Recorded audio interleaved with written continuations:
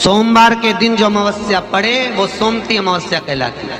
क्या करना पड़ता है उस दिन? कितना भी दुख विपदा कष्ट सम्मुख में खड़ा हुआ हो, कितना भी दुख पूंजी धन की अगर आपको कमी पड़ रही है और ऐसा लग रहा है कि मेरे पास में कुछ भी नहीं, हम तो यहाँ तक कहेंगे कोई मकान बना रहे हो, बेटी का विवाह कर रहे हो, बेटे का विवाह कर रहे हो, कोई अच्छा कार्य कर रहे हो, धन संपदा की भी कमती दिखे तो उस समय पर कांता भगवान का स्मरण कर, कांता चक्र का स्मरण कर, शिव और नारायण का नाम लेकर एक बेलपत्र, एक शमी पत्र, एक श्वेत पुष्प, एक लाल पुष्प दोनों हाथ में लेकर भगवान शंकर के अशोक सुंदरी के स्थान पर अगर समर्पित करा जाए तो संपदा की भी कमी नहीं आती। वो कांता चक्र है जो नारायण। यहां तक शिव महापुराण की कथा कहती है, अगर कोई विद्वत ब्राह्मण ने आपको बताया है कि आपके घर में पितृदोष है, कोई विद्वान ब्राह्मण ने बता दिया कि आपके घर में काल सर्प दोष है, कोई विद्वान ब्राह्मण ने बता दिया कि आपके यहाँ पर ये वास्तु दोष है और इस दोष को मिटाना जरूरी है, कोई ने आपको बताया, उस समय पर हमें घबराना नहीं, उस समय में घबराने का क्रम नहीं है। कहते हैं पीपल का जो जल झड़ता है पीपल के वृक्ष से, आप लोगों ने कभी देखा है कि नहीं देखा, वो हमको नहीं मालूम। कितना भी अगर कोई वास्तु दोष बता दिया, पितृ दोष बता दिया, काल सर्प दोष बता दिया, कितना भी अगर कोई दोष बता दे, तो पीपल का जो जल वृक्ष में से झड़ता है, कभी कभी आप उसके नीचे हाथ रखकर देखना, थाली रखकर देखना, उसमें पत्थर पर देखना, तो वहां पर भी पानी के निशान आपको मिलेंगे, बूंद के निशान। मात्र उस पीपल के वृक्ष के जल की एक बिंदी, एकमात्र बिंदी, शंकर भगवान का जो शिवलिंग है, जलाधारी है, चरण है, गणेश कार्तिक का स्थान है, अशोक सुंदरी का स्थान है, और प्रत्येक जलाधारी में से पानी बीच में से आकर नीचे की ओर गिरता, नीचे की ओर गिरता। आप लोगों के स्मरण में हमने पहले भी बताया कि राइट में किसका स्थान है? गणेश जी का, लेफ्ट में कार्तिक के, बीच में अशोक सुंदरी। ये क्या है? पार्वती जी का हस्त कमल शिवलिंग, और ऊपर से जो जल एक एक बूंद शंकर जी के शिवलिंग पर गिर रहा है, वो शंकर जी की 5 लड़कियां जया, विषहरा, शामलीवारी, दौतली और देव, शंकर जी की 5 लड़कियों, एक एक बूंद पानी शिव जी पर गिरा। जहां जल नीचे गिरता है उस स्थान से जहां तक जल बहकर जा रहा है उस स्थान तक 33 कोटि देवताओं का स्थान, 33 कोटि देवताओं का स्थान। अब जहां पानी आया, जहां नीचे गिरा, उसके बीच में जो स्थान होता है, आप लोगों ने देखा है कि नहीं देखा? जिनने देखा है जरा हाथ उठाओ। ये पानी जैसे यहां तक आया और यहां के बाद नीचे गिरेगा, तब वो नाली के माध्यम से बाहर जाएगा। तो जितनी दूर यहां से वो नीचे की ओर जो गिर रहा है, यहां से वो नीचे की ओर जो पानी जा रहा है, ये जो स्थान होता है, ये हमारे 3 दोषों को निवारण तुरंत कर देता है। एक हमारा पितृदोष, एक हमारा काल सर्प दोष और एक हमारा वास्तु दोष का निवारण ये तुरंत।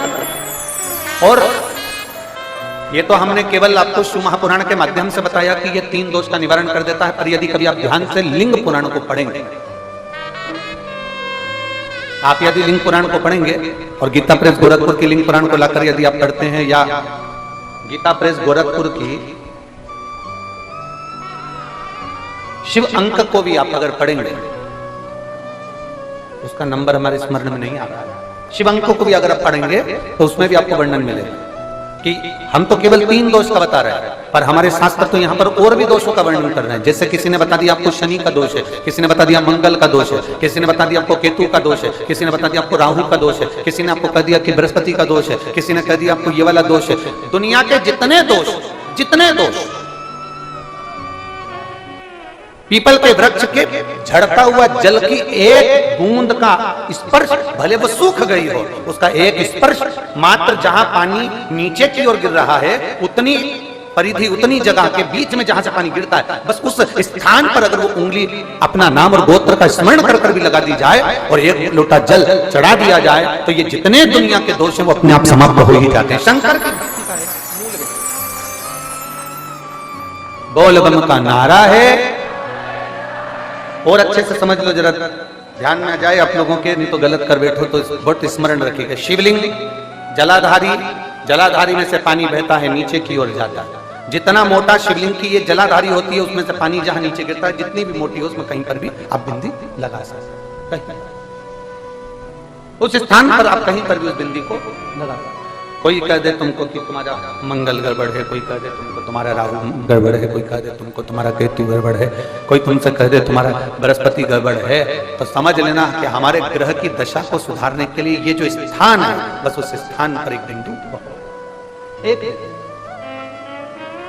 अब आज के जमाने में आपने देखा होगा, जब से आप शंकर जी को जल चढ़ाना प्रारंभ करें, जब से आपने शिव महापुराण की कथा सुनना प्रारंभ करी, तब से आपने सुना होगा कि कोई भी अब ज्यादा आपको सुनने को नहीं मिलता कि वास्तु दोष हो गया, कि पितृदोष हो गया, कि कालसर्प दोष हो गया।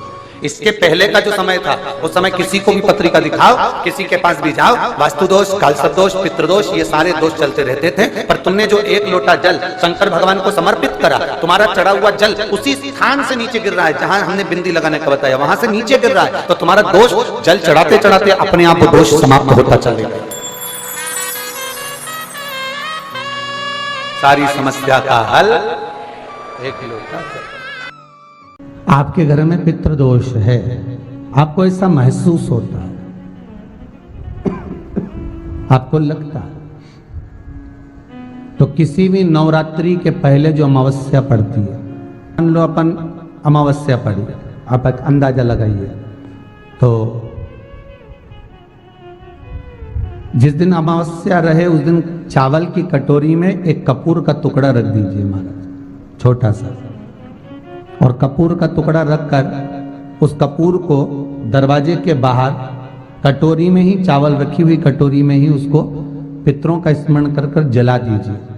और जलाने के बाद उस चावल को कहीं भी किसी भी वृक्ष की छांव में पक्षियों के लिए डाल दीजिए। शिव महापुराण की कथा कहती है, अगर मान लो पितृ आपको कष्ट दे रहे हैं, पितृ आपको तकलीफ दे रहे हैं, कोई काम नहीं होने दे रहे हैं, या कहीं आपको ऐसा लगता है कि पितरों का दोष है, तो वो पितृदोष देवी, अब ये जो आप करेंगे ये कब कर रहे हैं? अमावस्या के दिन आप उसको रख रहे हैं, अमावस्या के दिन उसको रखकर रात भर आपने रखा कपूर के साथ में, सुबह एकम पड़ गई, नवरात्रि लग गई, उसी दिन उसको जलाकर आपने पटक दिया। अर्थात उससे देवी और पितृ इन दोनों का आशीर्वाद जो प्राप्त होता है, तो घर में से पितृदोष समाप्त होकर लक्ष्मी की वृद्धि प्रारंभ हो जाती है, कार्य में सिद्धता आ जाती है। मान लो अगर पितृदोष है तो करो, नहीं है बड़े अलमस्ती से रहो, तो ये पितृदोष का स्मरण। तो यहाँ शास्त्र कह रहा है कि पितरों का जो लोक होता है, पितर जो लोक होता है, उस पितृलोक में 64 योगिनियां प्रवेश नहीं करती। जैसे सोमती अमावस्या, कौन सी अमावस्या? सोमती अमावस्या। सोमवार के दिन जो अमावस्या पड़े वो सोमती अमावस्या कहलाती है। क्या करना पड़ता है उस दिन? पीपल के पेड़ की परिक्रमा करो, या तुलसी की परिक्रमा करो, या पूजन करो, पाठ करो, कुछ भी करो, पर सोमती के दिन दान करो, पुण्य करो, सत्कर्म करो, भजन करो। तो सोमती अमावस्या का विधान इतना शास्त्र क्यों कहता है कि सारी अमावस्याओं में प्रबल सोमती अमावस्या है? शनिचरी अमावस्या से भी बड़ी अमावस्या सोमती कहलाती है महाराज।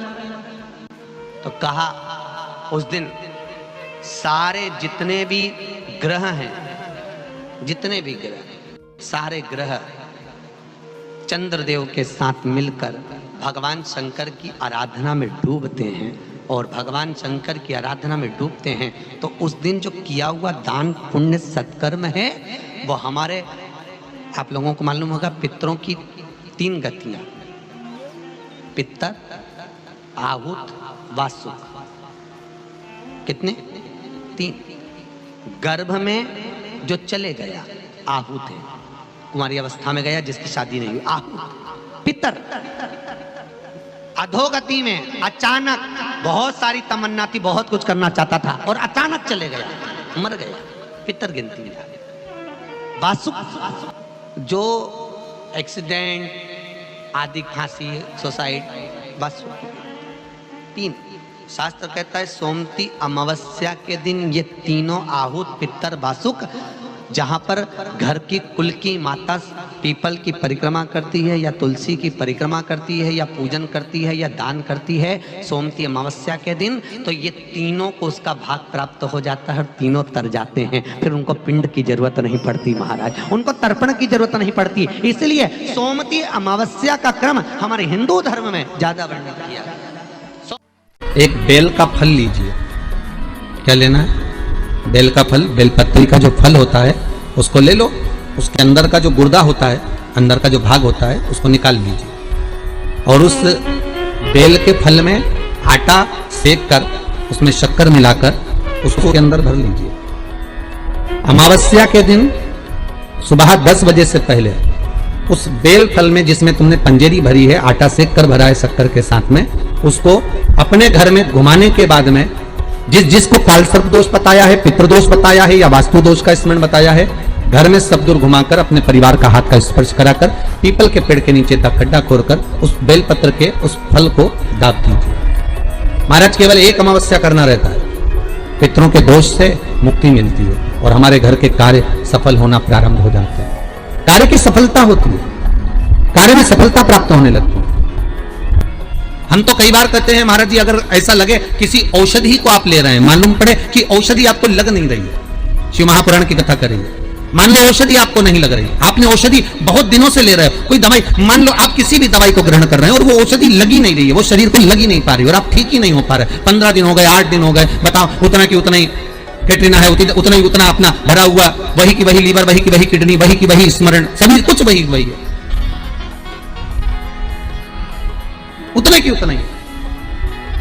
बीपी भी ऊंचा नीचा चल रहा है पर लेवल में नहीं आ रहा, शुगर भी लेवल में नहीं आ रही, तो प्रयास करा करो महाराज, बेलपत्री के फल का जो गुर्दा है, अंदर का जो भाग है फल का, उसको पानी में गला लीजिए और प्रदोष की प्रदोष, कम से कम प्रदोष नहीं हो और बीमारी जरा दवाई लगी नहीं रही हो तो बिना प्रदोष के भी कर सकते हो, उसको पानी में गलाइए, आधा घंटा पानी में, जैसे आपको सुबह मंदिर जाना है 10 बजे, तो सुबह स्नान कर कम से कम 6:30-7 बजे उसको पानी में गला दीजिए और उस बेले के फल का गुर्दा से गला हुआ पानी शिव जी को ले जाकर समर्पित कर दीजिए। महाराज उस पानी में से थोड़ा सा 1 चम्मच पानी शिव जी पे चढ़ा हुआ लेकर आ जाइए।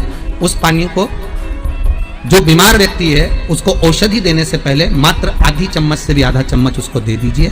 भगवान शंकर का श्री शिवाय नमस्तुभ्यम का जाप कर उस पानी को देने के बाद अगर आप औषधि देंगे तो ये पक्का है कि औषधि अपना कार्य करना प्रारंभ कर देगी और वो स्वस्थ होना प्रारंभ हो जाएगी।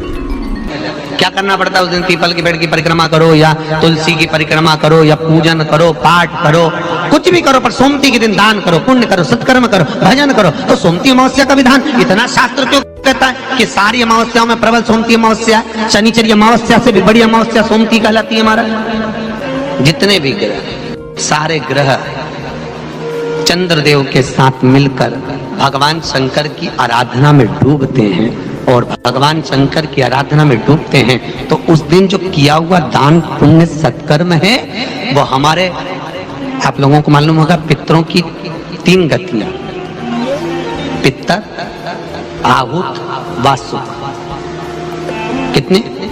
3। गर्भ में जो चले गया आहुत है, कुंवारी अवस्था में गया जिसकी शादी नहीं हुई, आहुत। पितर अधोगति में अचानक बहुत सारी तमन्ना थी, बहुत कुछ करना चाहता था और अचानक चले गया, मर गया, पितर गिनती में। जो एक्सीडेंट आदि, खांसी, सुसाइड, बस 3। शास्त्र कहता है सोमती अमावस्या के दिन ये तीनों आहुत, पितर, वासुक, जहां पर घर की कुल की माता पीपल की परिक्रमा करती है या तुलसी की परिक्रमा करती है या पूजन करती है या दान करती है सोमती अमावस्या के दिन, तो ये तीनों को उसका भाग प्राप्त हो जाता है और तीनों तर जाते हैं। फिर उनको पिंड की जरूरत नहीं पड़ती महाराज, उनको तर्पण की जरूरत नहीं पड़ती। इसलिए सोमती अमावस्या का क्रम हमारे हिंदू धर्म में ज्यादा बढ़ने का विश्वास कहता है अमावस्या के दिन और श्राद्ध पक्ष की अमावस्या के दिन जो नदी, तालाब, बावड़ी, कुआं किसी भी एक जगह पर अपने पूर्वजों का नाम लेकर शाम के समय पर दिया लगाएगा, ये मेरा विश्वास कहता है उसके लिए कुबेर भंडारी भंडार जरूर बनेगा, पितृ भंडार जरूर बनेंगे, ये निश्चित। इस पीपल के वृक्ष के नीचे जो शनिवार को दिया लगाएगा वो लक्ष्मी और नारायण को अपने घर ले जाएगा।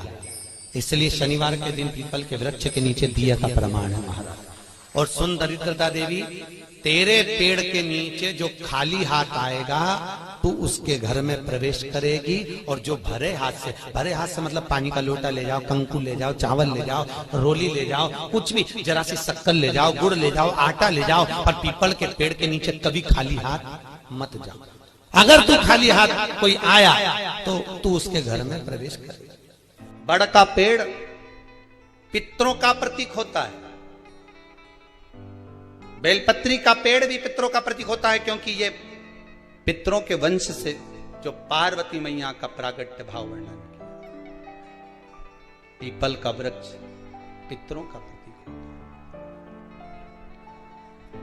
श्राद्ध पक्ष में महाराज पीपल के पेड़ के नीचे मात्र काली तिल्ली का पानी ही डाल देने से पितृदोष का निवारण हो जाता है। किसी लड़के की लड़की की विवाह शादी नहीं हो रहा हो, मंगल विवाह नहीं हो रहा हो, पानी के लोटे में थोड़ा सा काला तिल डालकर श्राद्ध पक्ष में पीपल के पेड़ के नीचे चढ़वा दीजिए महाराज। पितरों की शांति होती है, घर में मंगल कार्य होता है, मंगल कार्य हो जाता है, पितृदोष का निवारण होता है। ऐसा लग रहा है कि बहुत बड़ी बीमारी शरीर में आ गई है, वो मिट नहीं रही, बीमारी बहुत बड़ी है, नहीं जा रही। सरसों का फूल भगवान शंकर को चढ़ाना प्रारंभ कर दो। सरसों तो आप अपने घर के अंदर भी बो सकते हो, उसमें पीला फूल आ ही जाता है, शिव जी को चढ़ाना चालू कर दो, बीमारी समाप्त होना प्रारंभ। बेल का फल, बेलपत्री का जो फल होता है उसको ले लो, उसके अंदर का जो गुर्दा होता है, अंदर का जो भाग होता है उसको निकाल लीजिए और उस बेल के फल में आटा सेक कर उसमें शक्कर मिलाकर उसको के अंदर भर लीजिए।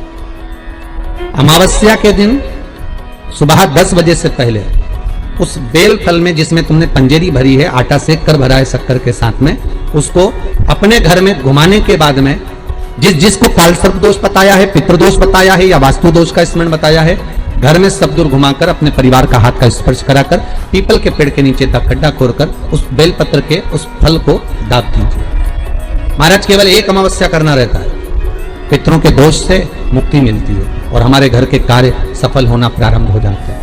कार्य की सफलता होती है, कार्य में सफलता प्राप्त होने लगती है। हम तो कई बार कहते हैं महाराज जी, अगर ऐसा लगे किसी औषधि को आप ले रहे हैं, मालूम पड़े कि औषधि आपको लग नहीं रही है, शिव महापुराण की कथा करेंगे, मान लो औषधि आपको नहीं लग रही, आपने औषधि बहुत दिनों से ले रहे हो, कोई दवाई, मान लो आप किसी भी दवाई को ग्रहण कर रहे हैं और वो औषधि लगी नहीं रही है, वो शरीर को लगी नहीं पा रही और आप ठीक ही नहीं हो पा रहे, 15 दिन हो गए, 8 दिन हो गए, बताओ, उतना की उतना ही कैटरीना है, उतना ही उतना अपना भरा हुआ, वही की वही लीवर, वही की वही किडनी, वही की वही स्मरण, सभी कुछ वही वही है, उतना की उतना ही।